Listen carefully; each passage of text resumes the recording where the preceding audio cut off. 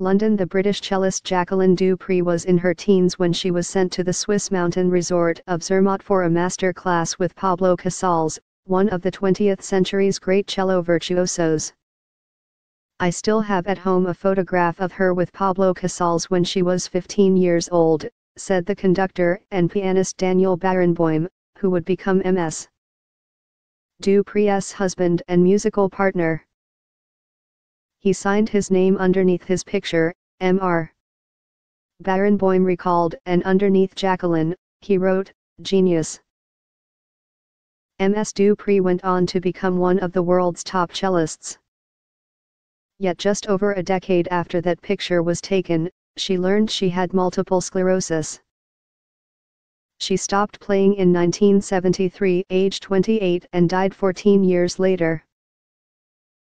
On October 28 and 29, Mr. Barenboim is marking the 30th anniversary of her death with 2 concerts at the Royal Festival Hall in London in aid of the Multiple Sclerosis Society, a British charity. She was not just another wonderful cellist, she was not just a wonderful musician, she was really unique, said Mr. Barenboim. Music was not a profession for her. Music was a way of living, a way of life. Mr. Barenboim acknowledged that Ms. du Pré's knowledge of music theory left a bit to be desired, to be quite objective. But she more than made up for that with an extraordinary intuition and sensitivity. I have never encountered somebody like this. The greatest musical joy was to play together with her, he added. I think we complemented each other. She had an abandon that was very contagious, and I loved it. The tribute concert will be performed by the West Eastern Divan Orchestra, an ensemble co-founded by Mr. Barenboim. It will open with Richard Strauss's Don Quixote. The cello soloist will be Kian Soltani. If this was the last concert I would ever play, I would die happy, Mr. Soltani, 25, said he remembered being overwhelmed as a teenager when he first saw a video of Ms. du Pré. It was like I was watching some old master, although she was in this young body, he said. In 300 years, people will still be talking about her. Ms. du Pré's legacy owes much to the fact that she grew up in the television age. Her smiling, telegenic face and passionate playing became familiar to audiences far and wide, thanks to recorded performances and documentaries.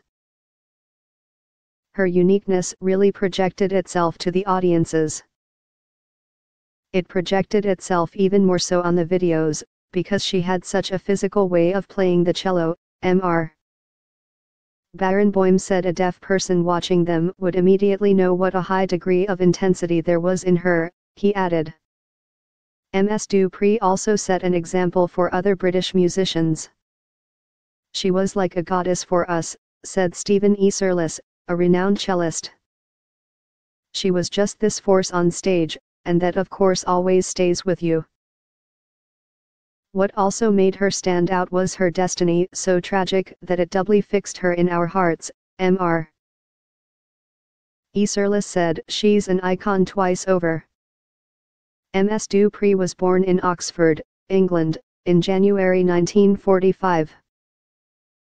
At the age of 4, she heard the cello on a radio program about orchestral instruments, and told her parents she would like to have one of those.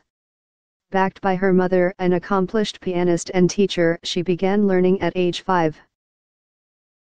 At 11, while studying at the Guildhall School of Music and Drama in London, Ms.